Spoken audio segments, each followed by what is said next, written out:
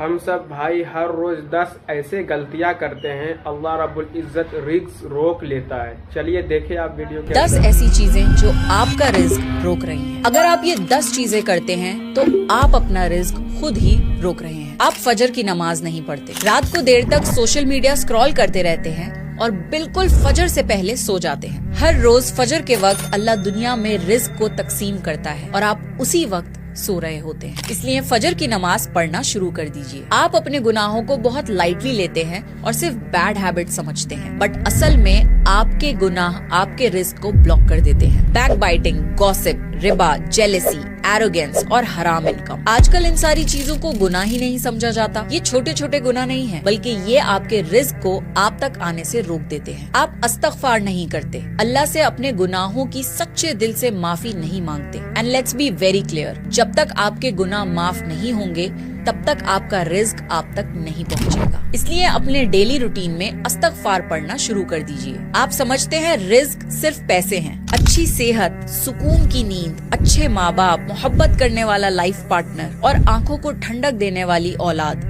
ये सब अल्लाह का दिया हुआ रिज्क है। आप शुक्र नहीं करते। अल्लाह की दी हुई छोटी छोटी नेमतों का शुक्र अदा करना शुरू करिए और आपका रिज्क बढ़ना शुरू हो जाएगा। इसका वादा तो अल्लाह ने खुद कुरान में भी किया है। आप जिक्र नहीं करते, सबको याद रखते हैं, पर अपने रब को भूल जाते हैं। जरा खुद से सोचिए, दिन भर में आप अल्लाह को कितनी दफा याद करते हैं। अल्लाह से मदद तो चाहिए, पर अल्लाह से कोई कनेक्शन ही बिल्ड नहीं किया तो आपकी दुआएं कैसे कबूल होंगी। आप सदका नहीं देते, सदका वेल्थ को अनलॉक करता है। अगर आप सदका देना शुरू कर दें तो आपके रिस्क में बरकत आना शुरू हो जाएगी, और इसका वादा अल्लाह ने कुरान में भी किया है। इसलिए जब भी कोई इनकम आए उसका थोड़ा सा हिस्सा सदके में जरूर निकालिए। आप अपनी हालत की बजाय हालात को ब्लेम करते हैं। लोग समझते हैं कि उनका risk economy, bad luck, job market या कनेक्शन की वजह से ब्लॉक हो रहा है। नहीं, रिस्क किसी बाहर की वजह से नहीं रुकता, बल्कि आपके दिल का जो हाल है उससे ही आपका रिस्क डिसाइड होता है। आप भूल गए हैं कि आपका रज़्ज़ाक अल्लाह है। अल्लाह को आप तक आपका रिस्क पहुंचाने के लिए किसी की जरूरत नहीं। अल्लाह असबाब का मोहताज नहीं है, असबाब अल्लाह के मोहताज है। इसलिए इस बात को समझ जाइए